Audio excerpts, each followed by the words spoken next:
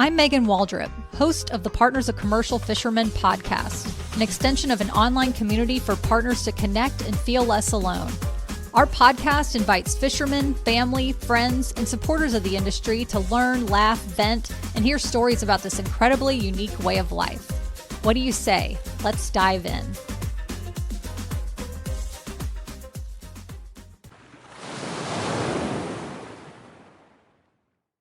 Did you know for the price of a latte, you can get 1 month access to our epic private group chat? Just think, you can have instant connection to other POCFs for 30 days or more anytime you need us. Once you sign up, you have instant access to a diverse group of partners to connect and hear how they overcome their challenges in the industry. Learn how to expand and grow your direct-to-consumer fishing businesses. You get on-demand group support for yourself anytime you need it. You can learn about what's happening outside of your fishing bubble and bond over relatable ways to weather through the hard times. You can learn more about what's happening in fishing communities outside the U.S. and in the U.S. if you're international like some of our members. You can learn from other partners on how to get more involved in your fishery. You'll have a group of peers who are willing to explain terms and other things you might not understand. You have a place to bounce ideas off of. A place to relate to this unique lifestyle, empathize with others, and celebrate the wins. A place to listen and learn and be able to ask questions. A place of genuine kindness, positivity, and friendship. As one member in our private chat said, connecting with others in this lifestyle is not only valuable to me, but it also gives me a feeling of worth in being able to share my experiences and help others. We'd love to have you join. Go to POCFpride.com and select the menu option Sign Up to get instant access today. We can't wait to meet you. Happy 2025 to all partners of commercial fishermen and supporters of. I so appreciate that we've had I think this will be 2 years in April or May that we've done this podcast, and how cool that we've been able to connect with each other each week right here, whether you're driving in your car, you're at your house, maybe you're doing some errands or, doing some chores around the house or whatever you're doing. Thank you so much for taking the time to listen. We are going to start this year off with a way to gain time for ourselves, because I know that's something that we all feel like from time to time, if you will, that we don't have enough time. Like, I don't know if I don't have enough time to do this, or sit down and meditate. I don't have time to do something I really, really want to do because I have all these other obligations. But let me tell you right now, you actually do have time. There is ways to carve out nuggets of these moments for yourself that will enhance your entire day. And eventually, as you compound and they build on each other, will totally change your life in ways that you don't even think it. And some of them take less than a minute. Okay. I know it sounds too good to be true, but it is true.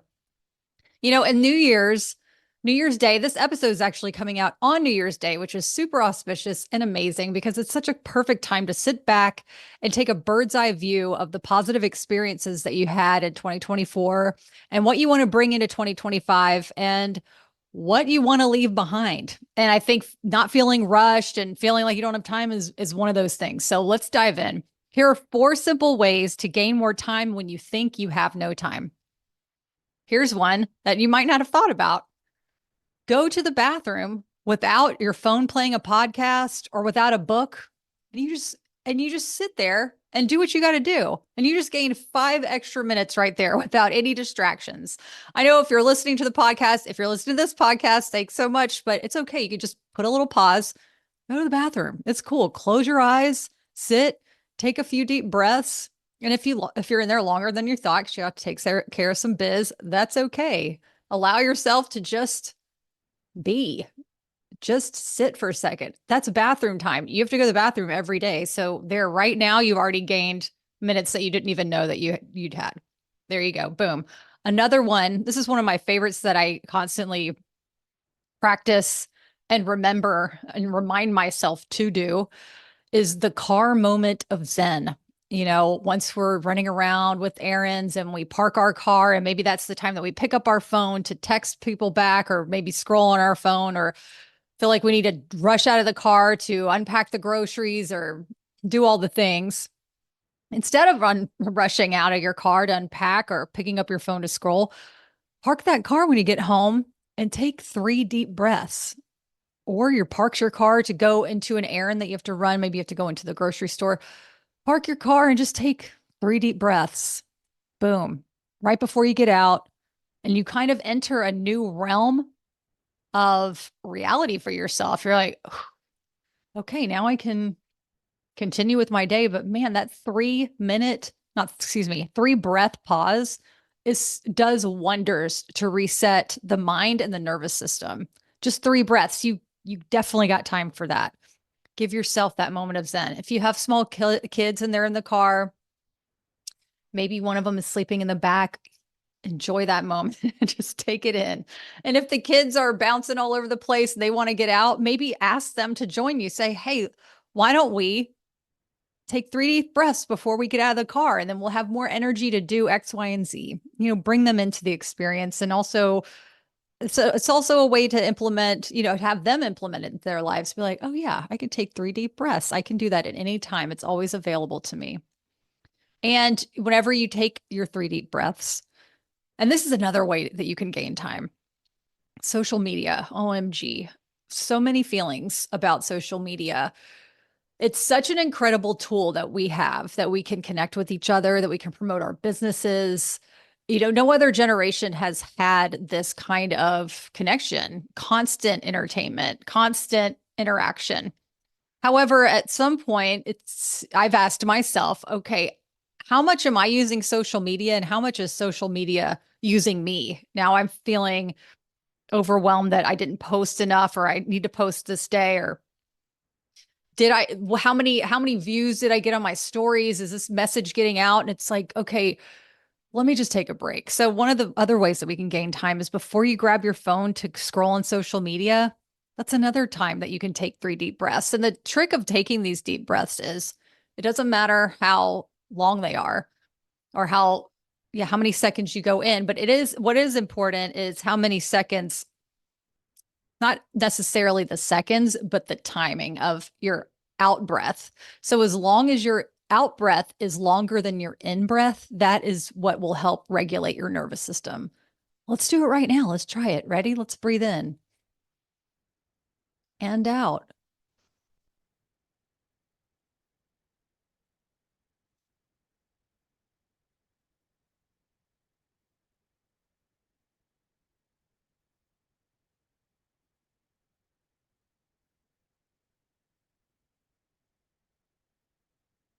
I feel like a new person. I'm not even kidding.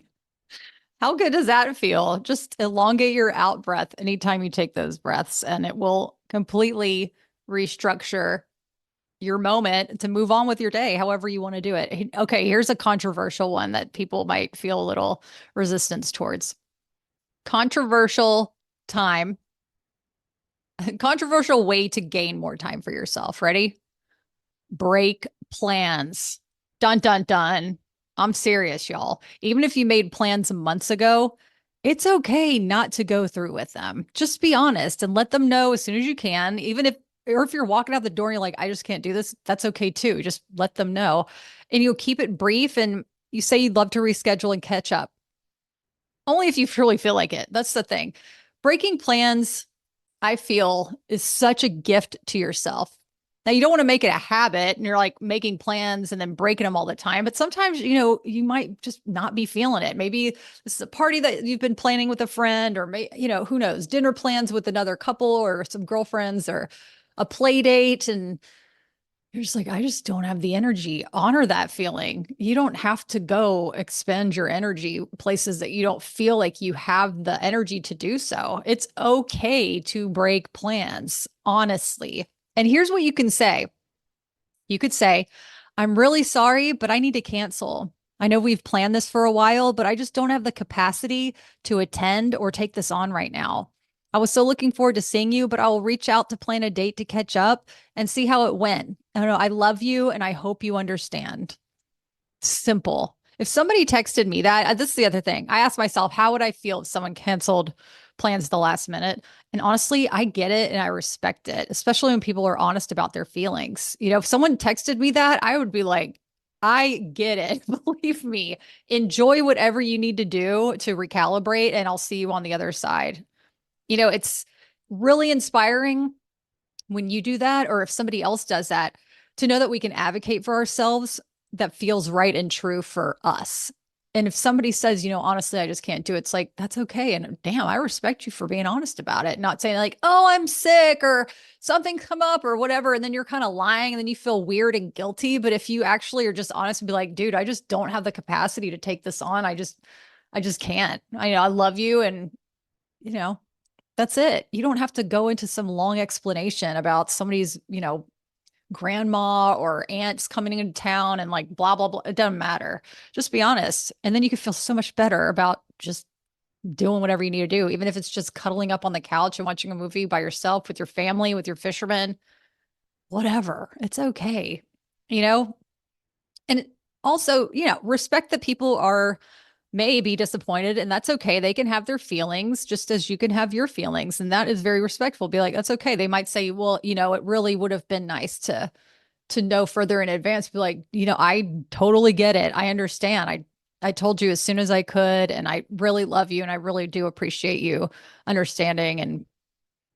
And that's that. The most important thing you can do is have that integrity with yourself. It's like people talk about, it's integrity and standing by your word. But yeah, what about the integrity of staying true to you in that moment? Things change. Life is all about change. It's okay to cancel plans.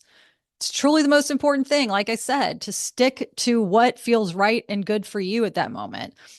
Just think you'll be more able to be your best self next time you see that person or those people, because you will feel more embodied. You'll feel more rested. You'll feel whatever it is that you need to put your best foot forward. And you'll also enjoy the experience more. You'll be able to be more present. There's so many great things about just honoring yourself in that way. And if people get disappointed and they're really, they get pissed.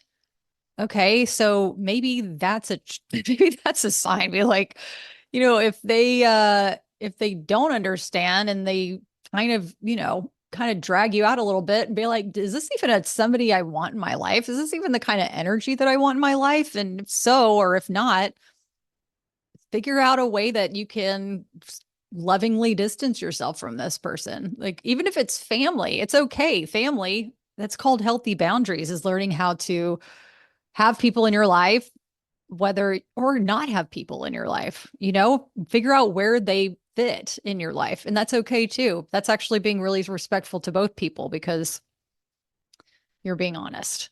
And, you know, and I'm not saying like cancel all the time. Be like, yeah, I can make it. Oh, I can't, it's just not aligning for me right now. I mean, at that point, you just don't make plans, because you might want to ask yourself, am I making plans because I'm people pleasing, or is it because I genuinely want to go?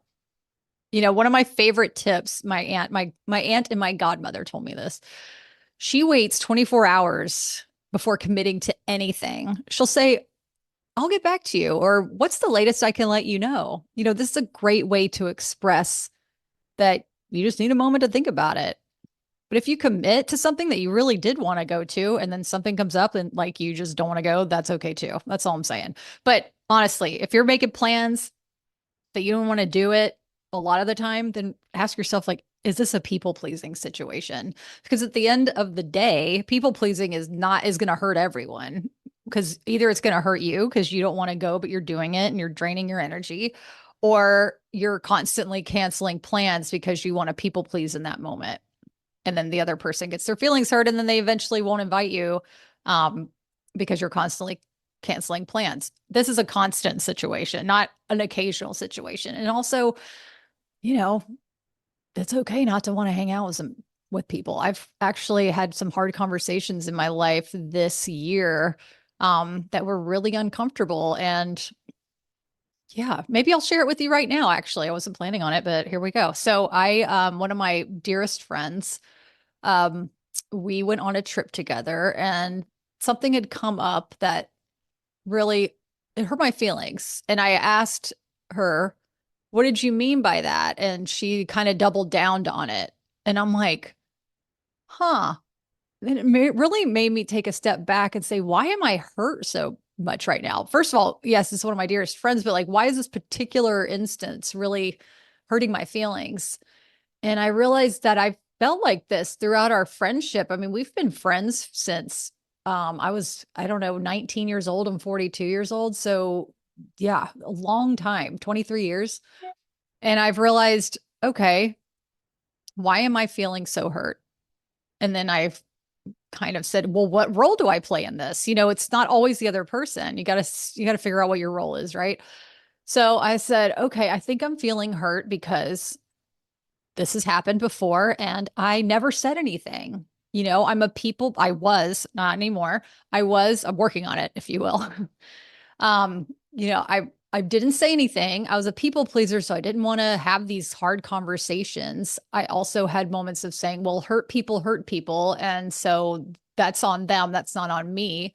And at the bottom line, wasn't standing up for myself. And so I took a step back from that friendship for several months because I just said, I have other things I want to focus on, like my beautiful Partners of Commercial Fishermen community, going to different business courses, talking to people, networking, all these things, my family, my relationship. These were all priorities, but I knew it was something I had to have a discussion with her later.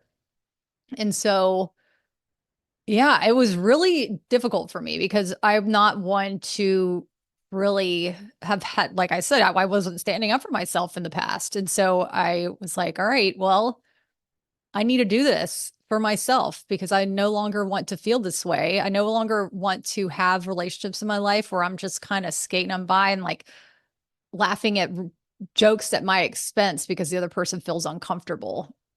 That's not my job. My job is not to be someone's punching bag because they feel insecure or not confident within whatever situation it is. And so me being a default.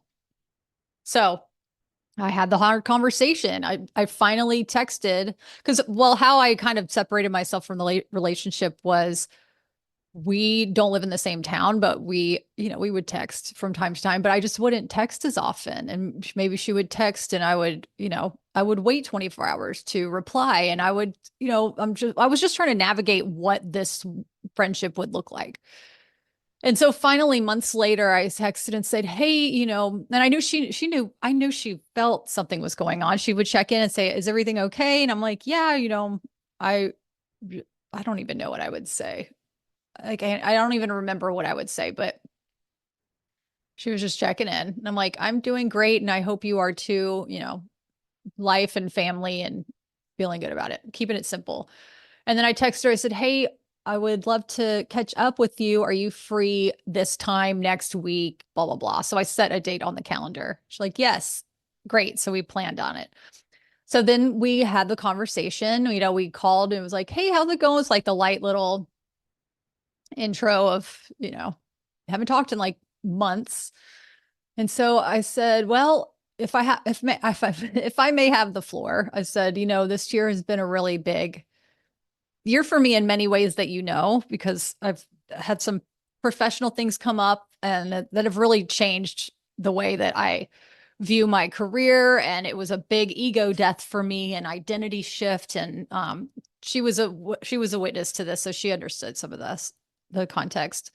And so I said, I've had a big year. I with my job and my bonding with my family. I got to go to Puerto Rico. I'm half Puerto Rican, and it was the first time I ever had gone to Puerto Rico. It was really, really important to me to have that experience and to really embrace what it was like to be around my people, people that looked like my aunts and my uncles and my grandma and my grandfather. And we had the same olive tone skin that have like a yellower olive tone undertone. And it was just like, oh, these are my people. I love this. I love this. I love this.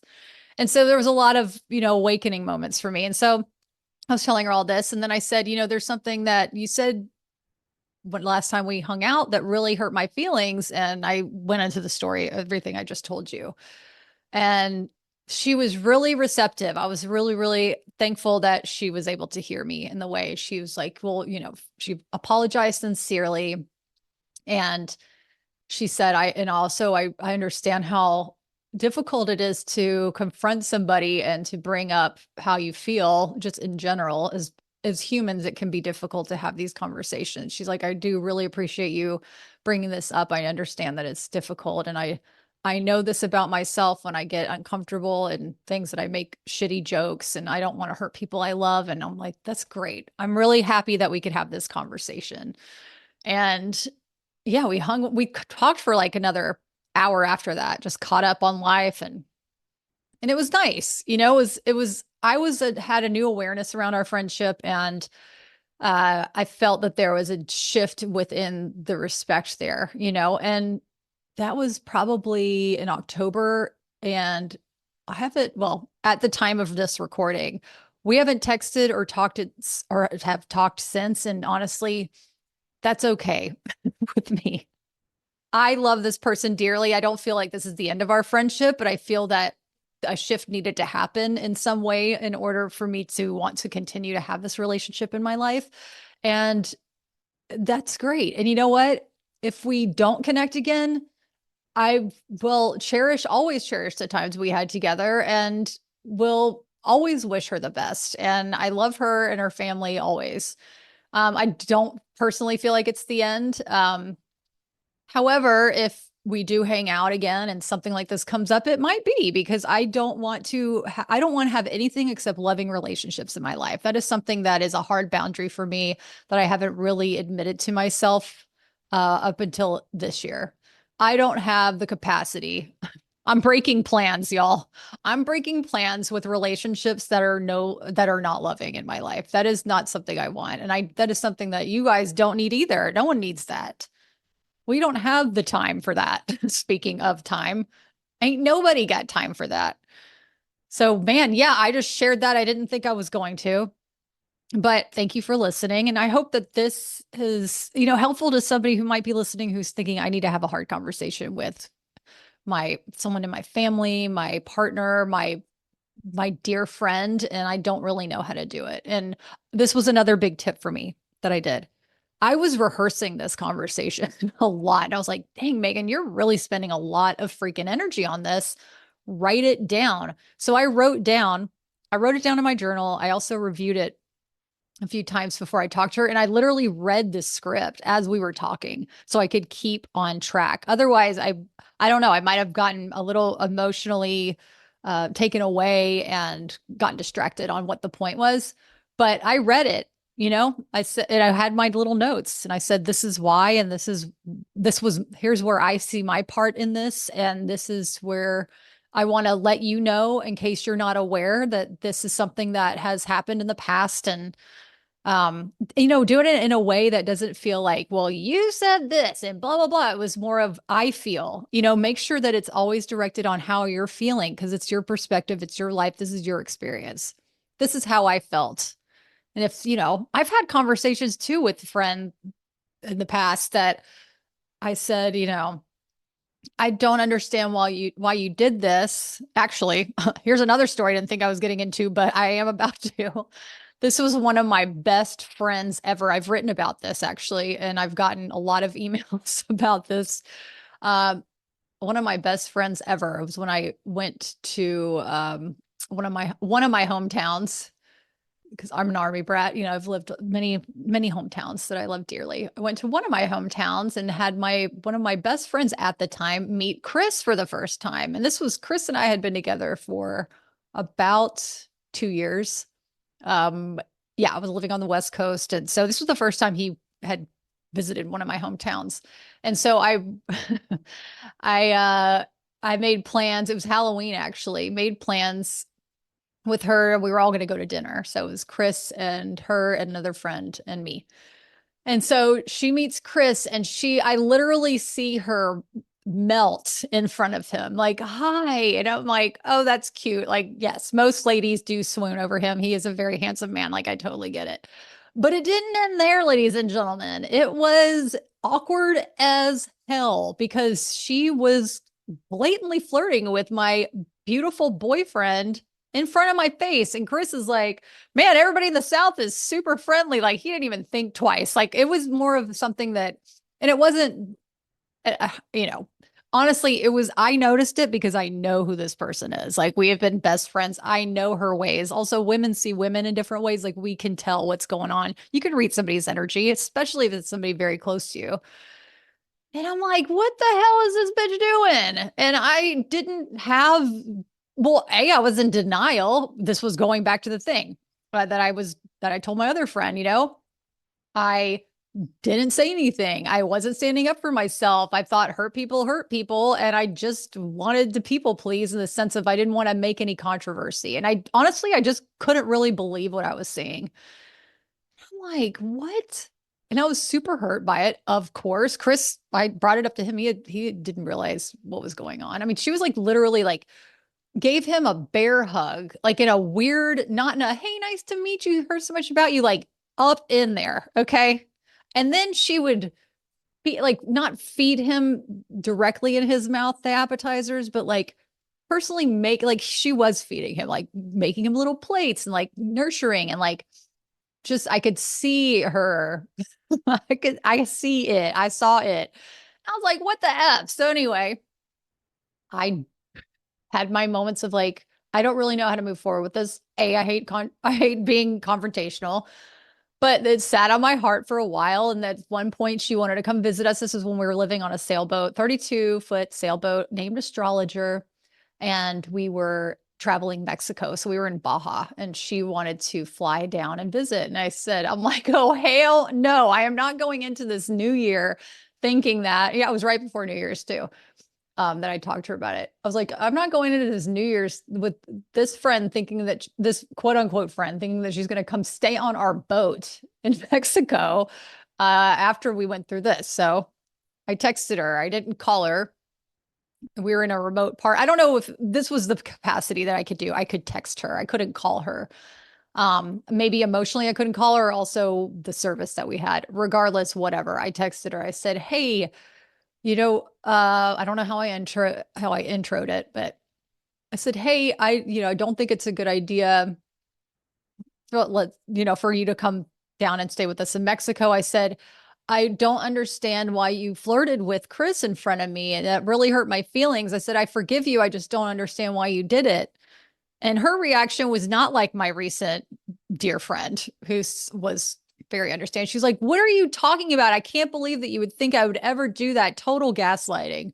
I was like, bitch, I know what you did. Okay. So don't even act like it doesn't matter. Bye. So we've never connected since then. And I'm fine with it. Godspeed. Like, I hope you're well. I hope you heal.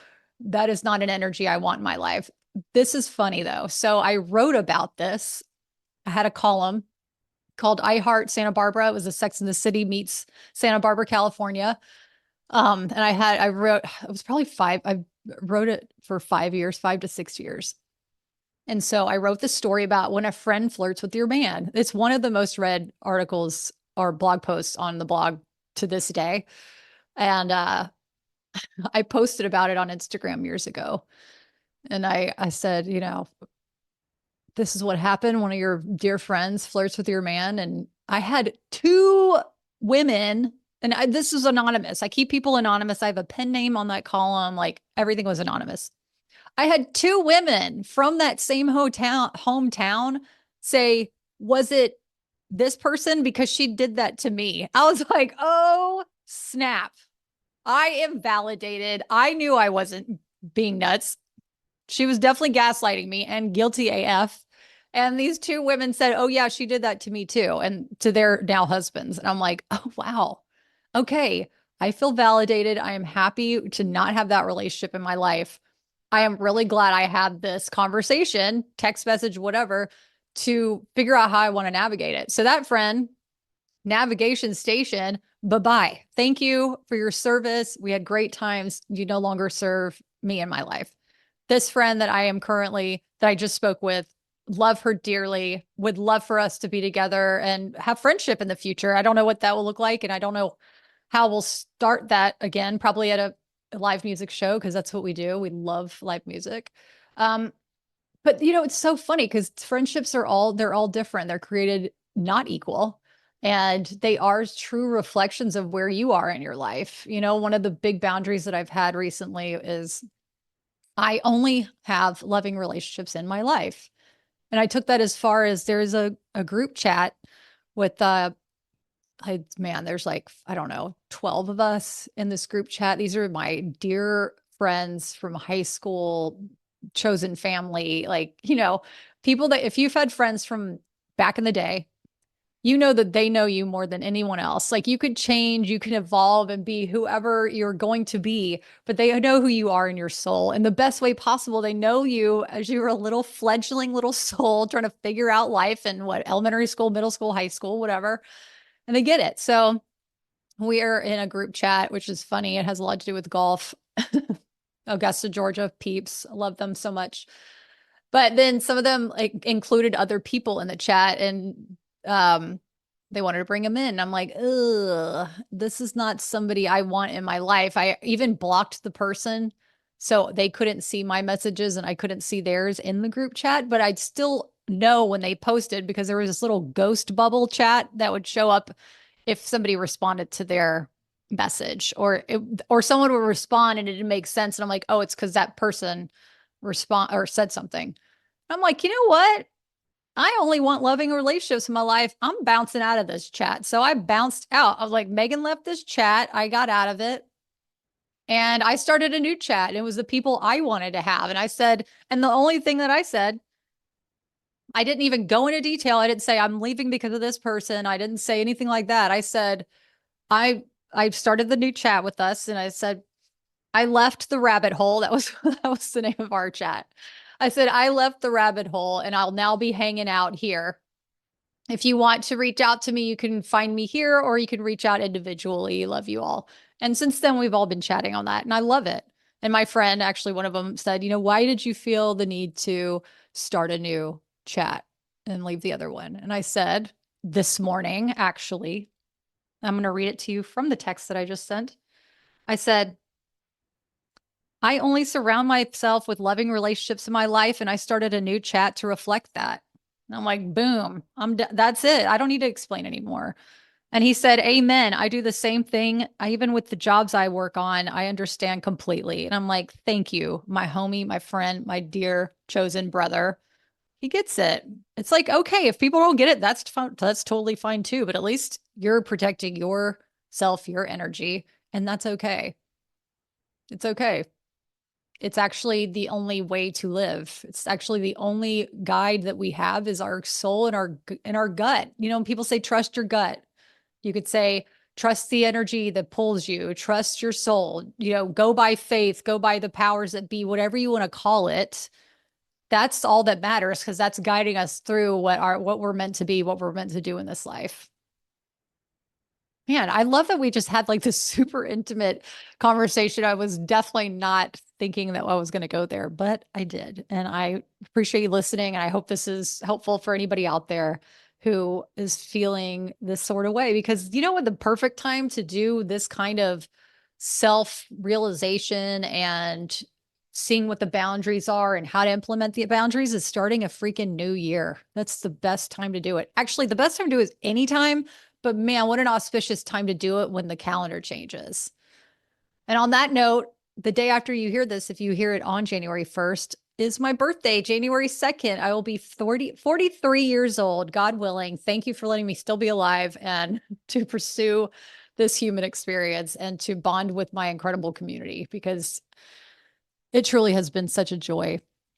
And starting a new year for us all is just it's just so fresh, isn't it? It feels like, oh, I feel like there's a weight lifted off to me. I'm done. It's like whenever a woman or a guy, if you cut your hair, you shave your head, you're like, hell yeah, get all that done. I'm out. Like I'm down. That's no longer who I am. That is the wisdom that will serve me in the future so I don't repeat these patterns, and sometimes we do repeat the patterns until we learn more, until we learn better, and we will. And we will. We will. If we want the best for ourselves and we're able to be brave enough to have hard conversations or cancel plans or not pick up our phone to scroll social media so we can take 3 deep breaths.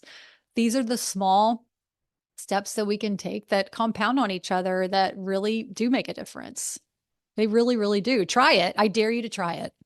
I dare you to try it this year. I mean, What do you have to lose except gaining time for yourself and honoring yourself and being honest with yourself and others so you can truly love and be more present and truly enjoy this experience that we have as humans on this planet? And as a bonus, to get more time for yourself, I'm going to relink the previous podcast that came out before Thanksgiving, which is a 2-minute guided breathing session to center yourself anytime, the day or night that you need it. It's literally breathing 10 times together. It's so powerful to know that we're breathing together. It's like, oh, that we're recalibrating together in that way. I'll link it in the show notes. Excuse me. Let me clear my throat. That is it for today. I wish you a wonderful year ahead, safe and bountiful fishing and selling for us all, and so much unexpected joy and events to fill your heart in ways that you could never, ever expect or explain. I thank you deeply from the bottom of my heart for making the Partners of Commercial Fishermen podcast a part of your lives. And I truly appreciate each and every one of you more than you'll ever know. We are connected in this incredibly unique lifestyle in ways that others just don't understand, and that is okay. And that's just truly even more special for us, right? With love and POCF pride. Happy 2025, y'all. Thank you so much for listening. To support our community, I'd so appreciate it if you tap the subscribe button to this podcast or write a review. And if you're a POCF who wants to connect further, go to POCFpride.com for weekly vlogs and to learn about opportunities to join our private communities. We'd love to have you.